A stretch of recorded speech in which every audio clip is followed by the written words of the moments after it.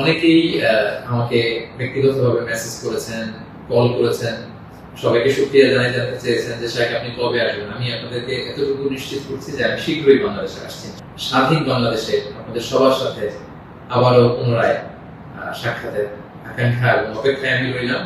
সাম্য, মানবিক মর্যাদা এবং সামাজিক সুবিধা প্রতিষ্ঠিত করে আমরা যেন একটা সমৃদ্ধ বাংলাদেশ সবাই করে তুলতে পারি। আল্লাহ তাআলার শুকরিয়া আদায় করছি যে আল্লাহ তাআলা আমাদেরকে একটি গণ বিপ্লব শেষে, একটি গণ অভ্যুত্থান শেষে একটি নতুন বাংলাদেশ দেখবার সুযোগ করে দিয়েছেন। আমরা করছি আলহামদুলিল্লাহ, শুকরিয়া। আল্লাহ তাআলার শুকরিয়ার পাশাপাশি আমি এই বিপ্লবের সাথে গণ বিপ্লব, গণ অভ্যুত্থানকে যারা নেতৃত্ব দিয়েছেন, লিড দিয়েছেন, এটাকে যারা সমর্থন জুগিয়েছেন, তাদের সবাইকে প্রাণ ঢালা শুভেচ্ছা এবং অভিনন্দন জানাচ্ছি। এই বিপ্লবকে বাস্তবায়ন করবার জন্য যারা নিজের দেহের তাজা রক্তটুকু বিলিয়ে শাহাদাত বরণ করেছেন, আমি শুরুতেই তাদেরকে গভীর শ্রদ্ধার সাথে স্মরণ করছি। তাদের রূহের মাগফিরাত কামনা করছি এবং শাহাদাতের সর্বোচ্চ মাকাম আল্লাহ সুবহানাহু ওয়া তাআলার কাছে আমি কামনা করছি। পাশাপাশি যারা আহত হয়েছেন তাদের সুস্থতা কামনা করছি এবং আমাদের তরুণ মুক্তিযোদ্ধা ভাইয়েরা যারা সামনে থেকে এই বিপ্লবকে লিড দিয়েছেন, তাদেরকে আমার পক্ষ থেকে রইল প্রাণ ঢালা শুভেচ্ছা এবং অভিনন্দন। বিশেষ করে বৈষম্য বিরোধী ছাত্র আন্দোলনের যে নেতৃবৃন্দ বা সমন্বয়ক ভাইয়েরা, যারা আপনারা এখনো পর্যন্ত অনেক পরিশ্রম করে যাচ্ছেন, আমাদের সকলের পক্ষ থেকে আপনারা সালাম জানবেন, শ্রদ্ধা জানবেন এবং ভালোবাসা জানবেন। পুরো দেশব্যাপী আনন্দ, উল্লাস, উচ্ছ্বাস, মানুষের মধ্যে একটা ঈদ ভাব আমরা গত অল্প কয়েকদিন আগে ভাবতে পারিনি যে আল্লাহ তাআলা এত দ্রুত আমাদের হাতে বিজয় তুলে দিলেন। একটা সাময়িক বিজয় অর্জন করেছি, কিন্তু আমাদের সংকট কিন্তু কাটেনি, অন্ধকার কাটেনি। এখন আমরা গত রাতে কিছু ক্যাওটিক সিচুয়েশনের কথা শুনেছি বাংলাদেশে, আপনারা দেখেছেন অনেকে। আমি নিজেও খুব ক্লোজলি ফলো করছিলাম, সারা রাত ঘুমাতে পারিনি, ফজর করে আমি ঘুমিয়েছি। তো এজন্য আমাদেরকে সজাগ থাকতে হবে, সম্মানিত ভাই বোনেরা, সজাগ থাকতে হবে, ঐক্যবদ্ধ থাকতে হবে। মাইলস টু গো, অনেক দূর আমাদেরকে যেতে হবে। আন্দোলন বা বিপ্লবের এটা হচ্ছে আন্দোলন শেষে একটা সফল বিপ্লব বা গণ অভ্যুত্থান শেষে এটা হচ্ছে প্রথম ধাপ, যে স্বৈরাচারের পতন হয়েছে। এখন হচ্ছে আমাদের দেশ গড়বার সময়।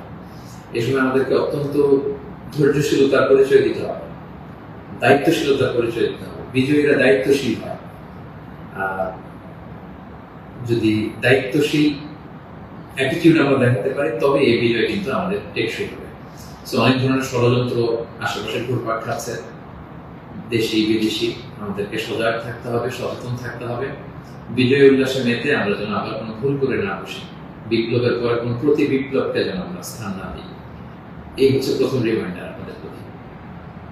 2 নম্বর যে কথাটা বলবো, আমাদের বাংলাদেশে আমরা মুসলিমরা ছাড়াও আমাদের হিন্দু ভাই বোনরা আমাদের সাথে, আমরা একসাথে মিলেমিশে একাকার একসাথে আমরা থাকি। আমাদের খ্রিস্টান ভাই বোনেরা আছেন, বৌদ্ধ ভাই বোনেরা আছেন। সংখ্যালঘুদের কোনো উপাসনালয়ে যেন কেউ আক্রমণ করতে না পারে, এটা খেয়াল করতে হবে। কিছু ঘটনা আমরা শুনেছি যে বিভিন্ন জায়গায় হিন্দুদের মন্দিরে আক্রমণ করা হচ্ছে, অগ্নিসংযোগ করা হচ্ছে।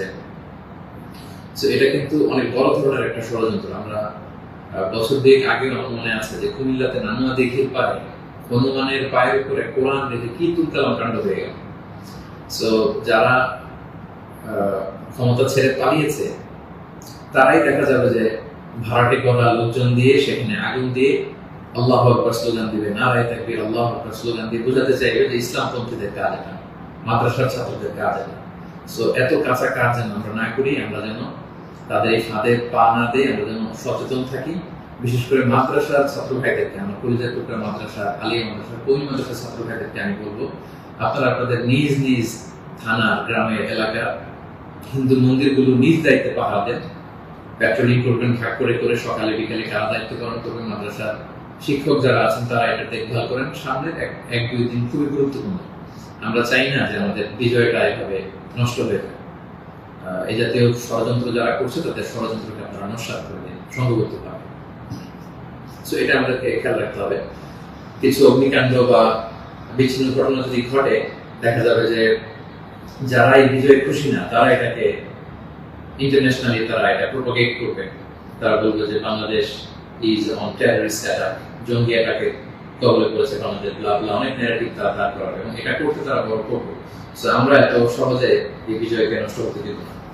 আমার 2 নম্বর রিমাইন্ডার হচ্ছে আমার প্রিয় বিপ্লবী ভাই এবং বোনদের প্রতি, বিশেষ করে মাদ্রাসার ছাত্র ভাইদের প্রতি, আপনারা খেয়াল করে সংখ্যালঘুদের কোনো স্থাপনাতে উপাসনালয়ে যাতে এই জাতীয় ঘটনা না ঘটে ক্লোজ অবজারভেশন করুন, পাহারা দিয়ে নিরাপত্তা দিন, এটা আমাদের দায়িত্ব। আমরা এবার যদি ভুল করে ফেলি তাহলে বাংলাদেশ ইসলাম অনেক পিছিয়ে যাবে, বাংলাদেশ সমৃদ্ধ বাংলাদেশ গড়বার স্বপ্ন এটা অনেক পিছিয়ে যাবে। 3 নম্বর যে কথাটি আমি শেয়ার করতে চাই সেটা হচ্ছে, আমরা প্রায় বলি যে ইতিহাসের সবচেয়ে বড় শিক্ষা হচ্ছে যে মানুষ ইতিহাস থেকে শিক্ষা নেয়। আমরা যেটা দেখলাম প্রায় 1.5 যুগ ধরে বা 1.5 দশক ধরে যে ক্ষমতাসীন দলটি ছিল, তারা যখন আজকে বিদায় নিল, বিদায় তো না, বেসিকলি তারা বাধ্য হয়ে ক্ষমতা ছেড়ে পলায়ন করেছে। তো তাদের বিদায়টা আসলে কেমন হলো যদি আমরা একটু বিশ্লেষণ করি, অ্যানালাইসিস করি, যে আপনার ক্ষমতার দাপটে বাকি মহিষে এক ঘাটে পানি খেতে এরকম অবস্থা। এসএসএফ আপনাকে সিকিউরিটি দিত, আপনার সামনে বহর, পেছনে বহর, কত সিকিউরিটি, কত ন্যাশনাল প্রোটোকলের ব্যবস্থা আপনি করেছেন, কিন্তু আজকের বিদায়টা আপনার কেমন হয়েছে? পুরো দেশব্যাপী গণধিক্কার, ঘৃণা, বদদোয়া ছাড়া কিছু আপনি শিখতে পারেননি। সো এ থেকে আমাদের রাজনীতিবিদদের, আমাদের সকলের শিক্ষা গ্রহণ করা উচিত। আপনার বিদায় কেউ কাঁদেনি, কেউ কোনো সংবর্ধনা দেয়নি, সহমর্মিতা জানায়নি, বরং আপনার অস্তিত্বই ছিল হুমকির মুখে। আল্লাহ তাআলা বলেন যে আমি হচ্ছি ক্ষমতার মালিক, আমি যাকে চাই, কুলিল্লাহুম্মা মালিকাল মুলক তুতিল মুলকা মান তাশা ওয়া তানজিউল মুলকা মিম্মান তাশা ওয়া তুইজ্জু মান তাশা ওয়া তুযিল্লু মান তাশা বিয়াদিকাল খায়র ইন্নাকা আলা কুল্লি শাইইন কাদির। আল্লাহ তাআলা হচ্ছেন ক্ষমতার মালিক, যাকে চান ক্ষমতার চেয়ারে বসান, যাকে চান সেখান থেকে টেনে হিঁচড়ে ক্ষমতার চেয়ার থেকে তিনি নামান।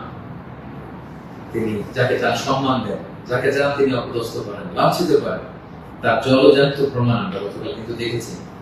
এবং তিনি হচ্ছেন ফাআলুল লিমা ইউরিদ, তিনি যখন যা চান তাই করতে পারেন। এর জন্য তাকে কারো কাছে জবাবদিহি করতে হয় না, রিপোর্টিং করতে হয় না। তিনি কুন ফায়াকুনের মালিক, তিনি হতে দেরি হয় না। তিনি পাহাড়কে দরিয়া করেন, দরিয়াকে পাহাড় করেন, তিনি সম্মানিতকে অপদস্থ করেন, তিনি সমাজের লাঞ্ছিত অপমানিত লোকটাকে সম্মানের চেয়ারে বসিয়ে দিতে পারেন। তিনি হচ্ছেন আল্লাহ সুবহানাহু ওয়া তাআলা। মনে রাখতে হবে তিনি ক্ষমতার মালিক। আমরা যেন এটা ভুলে না যাই, ক্ষমতার চেয়ার পেলে আমরা যেন ভুলে না যাই যে আমি ক্ষণিকের জন্য এসেছি। সামনে যারা ইন্টারিম গভর্নমেন্টাল লিড দিবেন, 3 মাস 6 মাস পরে জাতীয় ইলেকশন পরে যখন আমাদের নতুন সরকার আসবে, তারা যখন ক্ষমতার চেয়ারে বসবেন, নিজেকে এই রিমাইন্ড যেন আমরা দিই, আমরা যেদিন বিদায় নিব, যেদিন ক্ষমতায় থাকবো, সেদিন আমি আমাকে কেমন যেতে চাই, সেই হিসাবটুকু করে যোগ বিয়োগ দিয়ে যেন আমরা ক্ষমতায় থাকাকালীন সময় আমাদের অ্যাক্টিভিটিস গুলো পরিচালনা করি। সো এই ইতিহাস থেকে আমরা বারবার শিক্ষা নিতে ভুল করি, হোঁচট খাই, আমরা যেন এটা না করি। আমি আমাদের জাতীয় নেতৃবৃন্দদেরকে বলবো, যারা আসন্ন নির্বাচনে নির্বাচিত হয়ে আসবেন, বাংলাদেশকে নেতৃত্ব দিবেন, নতুন প্রজন্মের বা পুরাতন অভিজ্ঞদের মধ্যে থেকে যারা মিলে সরকার গঠন হবে সামনের ইলেকশন শেষে, আপনারা মেহরবানি করে এই শিক্ষাটুকু আপনারা নেবেন। এবং বাংলাদেশে এটা তো আমরা দেখে এসেছি ছোটবেলা থেকেই, একদল ক্ষমতা ছাড়লে অন্য দলের লোকেরা তাদের উপর কিভাবে আক্রমণ করে যেদিন তারা ক্ষমতা থেকে যায়, আবার তারা ক্ষমতা আসলে তারা তখন ক্ষমতা ছেড়ে অন্য বিরোধী দল তাদের উপর আক্রমণ করে। এই রেশারেশি আক্রমণ আমরা চাই না, আমরা এর অবসান চাই। আমরা ইতিহাস থেকে শিক্ষা নিতে চাই, আমরা একটা সমৃদ্ধির বাংলাদেশ ঐক্যবদ্ধভাবে একসাথে হাতে হাত রেখে কাঁধে কাঁধ মিলিয়ে গড়ে তুলতে চাই। এটা হচ্ছে আমার 3 নম্বর রিমাইন্ডার। 4 নম্বর রিমাইন্ডার হচ্ছে, গতকাল আমরা দেখেছি যে স্বৈরাচারের পতনের ঘোষণার মধ্য দিয়ে পুরো বাংলাদেশ, পুরো লাল সবুজের পতাকা, পুরো 18 কোটি মানুষ আনন্দ উল্লাসে ফেটে পড়েছে।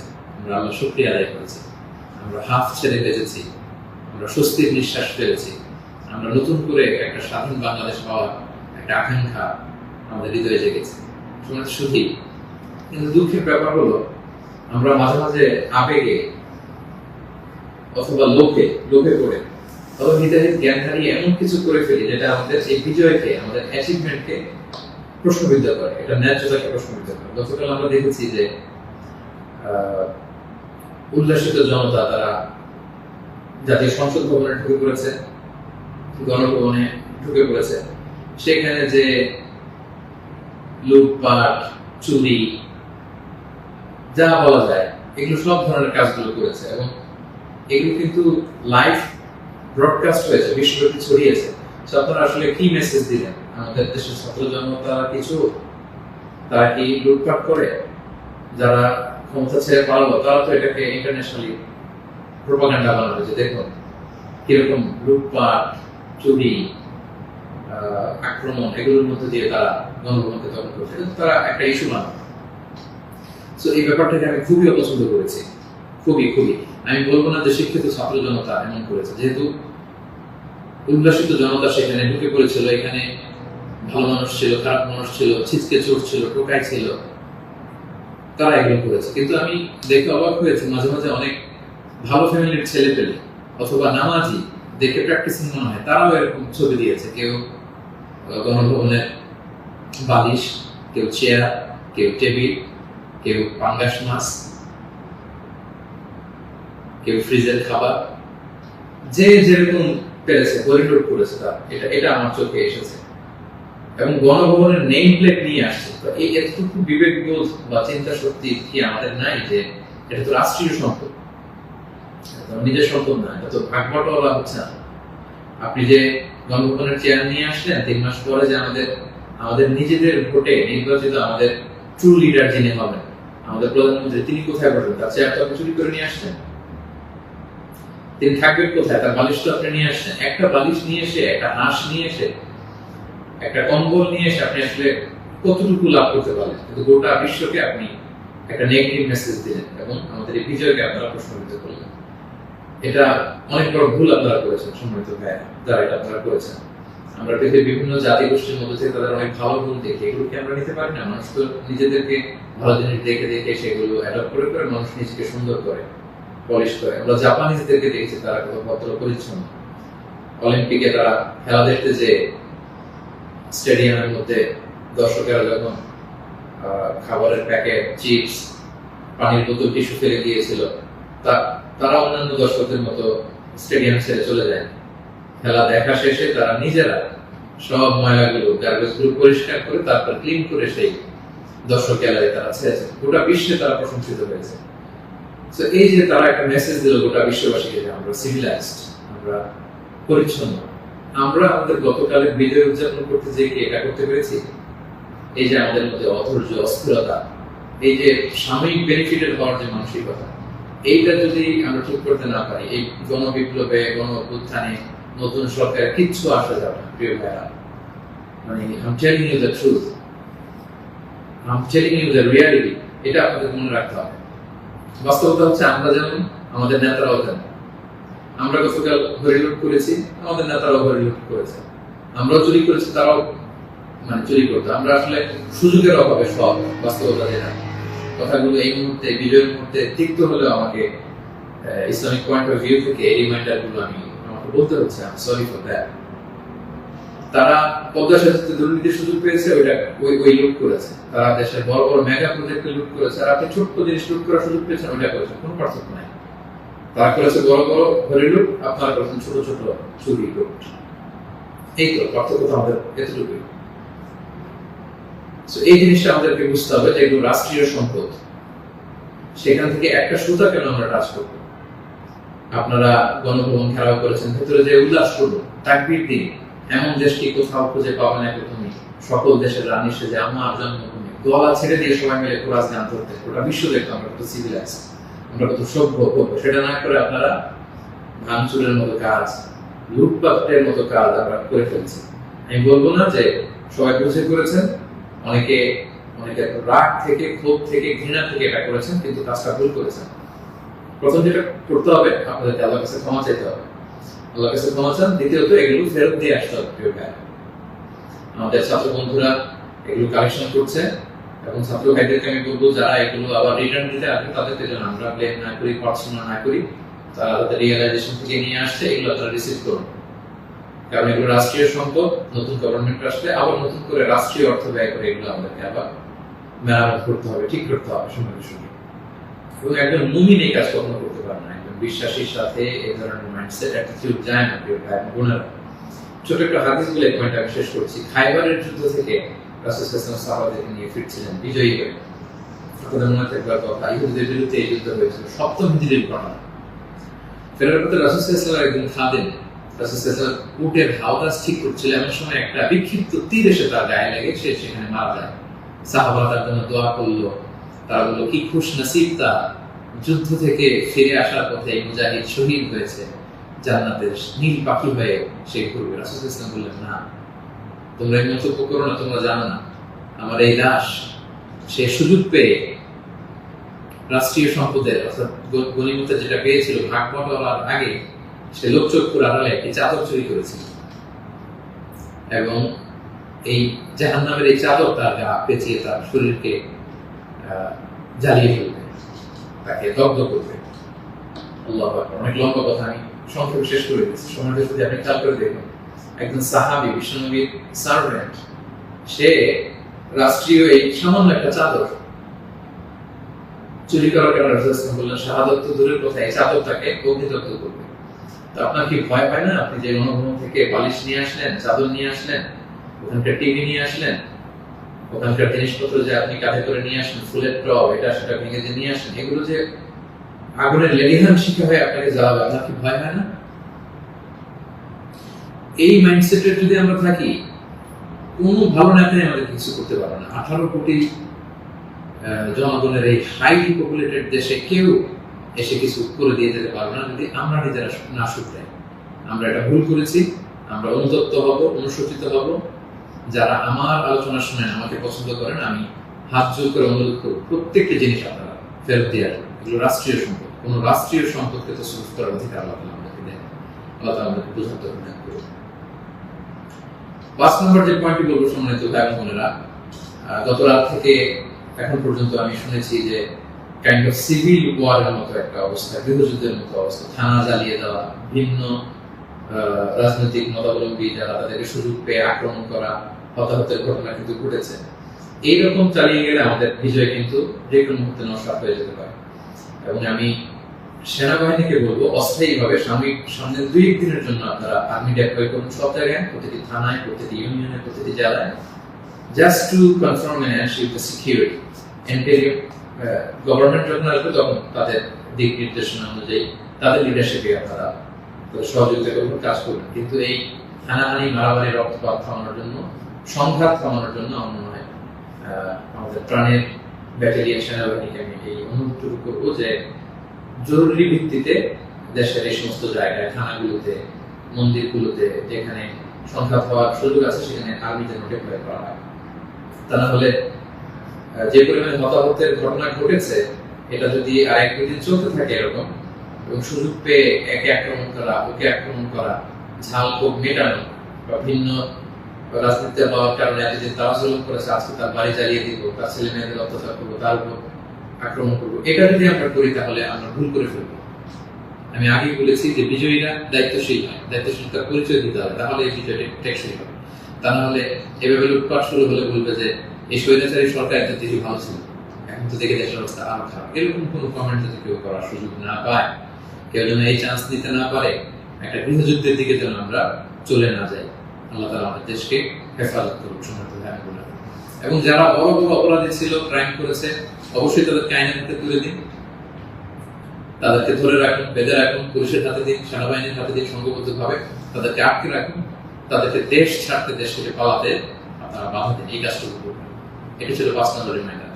6 নম্বর রিমাইন্ডার, খুব রিসেন্টলি হোপফুলি আজকে ইন্টারিম গভর্নমেন্টের রূপরেখা কারা থাকবেন সেটা বলা হবে, খুবই গুরুত্বপূর্ণ। আমি লাইভও দেরি করতে চাচ্ছি না, আমি উৎসুক হয়ে আছি এই নিউজ শুনবার জন্য। কিন্তু বর্তমানে যেহেতু সেনাবাহিনী সবকিছু নেগোসিয়েট করছে এবং আমাদের বৈষম্য বিরোধী ছাত্র আন্দোলনের ভাইদেরকে, সেনাবাহিনীর দায়িত্বশীলদেরকে আমি বলবো যে এখনো কিন্তু সন্ত্রাসী গোষ্ঠী বা অপশক্তি দেশের বিভিন্ন জায়গায় আছে। বিশেষ করে আমরা বিভিন্ন সময় দেখেছি যে ছাত্রদের হাতে আমরা রামদা, হকি স্টিক, তারপর অস্ত্র আমরা দেখেছি। বিভিন্ন সময় আমরা ছাত্রলীগের ছাত্রদের হাতে আমি দেখেছি যে তারা সাধারণ ছাত্রদেরকে এরকম আক্রমণ করতে, একটা সারাশি অভিযান চালিয়ে গোটা দেশের ছাত্রলীগের যত সন্ত্রাসী আছে তাদের হাত থেকে এই অস্ত্রগুলো সিজ করতে হবে। শুধু ছাত্রলীগই না, এটা উদাহরণ হিসেবে বললাম, যত ছাত্র সংগঠন আছে কারো হাতে যদি কোনো আগ্নেয়াস্ত্র, অস্ত্র এগুলো পাওয়া যায়, খুব জরুরি ভিত্তিতে এগুলো পুরো দেশে সাহসী অভিযান চালিয়ে এগুলো সিজ করতে হবে। কোনো ছাত্রের হাতে, কোনো সিভিলিয়ানের হাতে কোনো গান, কোনো রামদা এগুলো যেন আমরা কখনো না দেখি। ছাত্ররা রামদা নিয়ে ক্যাম্পাসে তারা দাপট দেখাবে, এই দৃশ্য আমরা যেন বাংলাদেশে না দেখি। এরকম একটি পরিবেশ যেন আমরা তৈরি করতে পারি। আমি সেনাবাহিনীর কাছে অনুরোধ জানাবো, আমি সামনে যে ইন্টারিম গভর্নমেন্ট হবে তাদের কাছে অনুরোধ জানাবো, বৈষম্য বিরোধী ছাত্র আন্দোলনের ভাইদেরকে এই বিষয়ে গুরুত্ব দেওয়ার জন্য অনুরোধ জানাবো। কারণ আমি বিভিন্ন ভাবে আমাদের কিছু সোর্স আছে, আমরা জেলায় জেলায় থানায় থানায় এরকম হতাহতের ঘটনা শুনেছি। সেগুলো আমাদেরকে নিয়ন্ত্রণ করতে হবে। সবশেষে সম্মানিত ভাই বোনেরা, আমি এই কথা বলে শেষ করতে চাই যে আমাদের ধৈর্যের পরিচয় দিতে হবে, আমাদেরকে শান্তি শৃঙ্খলা রক্ষার সর্বোচ্চ চেষ্টা করতে হবে। প্রতিহিংসার রাজনীতি আমরা বাংলাদেশে আর দেখতে চাই না, আমরা হানাহানি মারামারি এটা দেখতে চাই না। আমরা জাতি ধর্ম বর্ণ নির্বিশেষে আমরা যেন সবার প্রতি মানবিক হতে পারি, আমরা সেটা চাই। আমরা চাই মেরিটোক্রেসির ভিত্তিতে আমাদের দেশ চলবে। দেশের যতটি চাকরি দেওয়া হবে, পদায়ন হবে, যারা সচিব হবেন, যারা বিসিএস ক্যাডার হবেন, যারা সরকারি আমলা হবেন, প্রতিটা চাকরি যেন মেধার ভিত্তিতে হবে। Meritocracy should be the national policy of Bangladesh, our new Bangladesh, our new independent Bangladesh. আমি দায়িত্বশীলদের কাছে অনুরোধ করছি, আমাদের ন্যাশনাল কয়েকটা পলিসি থাকা দরকার। সিঙ্গাপুরের 3-4টা জাতীয় পলিসির মধ্যে একটা হচ্ছে মেরিটোক্রেসি। রাষ্ট্রীয়ভাবে যেন ঘোষণা দেওয়া হয় যে মেরিটোক্রেসির ভিত্তিতে আমাদের বাংলাদেশ চলবে। আমাদের বিচার বিভাগ সম্পূর্ণ স্বাধীনভাবে এখানে কেউ হস্তক্ষেপ করতে পারবে না।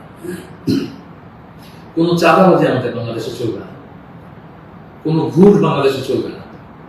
একটা সমৃদ্ধির বাংলাদেশ আমরা যেটা স্বপ্ন দেখি, আমরা যে স্বাধীন বাংলাদেশের স্বপ্ন দেখি, আমরা যেন একসাথে সেটা করতে পারি। Together we rebuild hour nation again ইনশাআল্লাহ।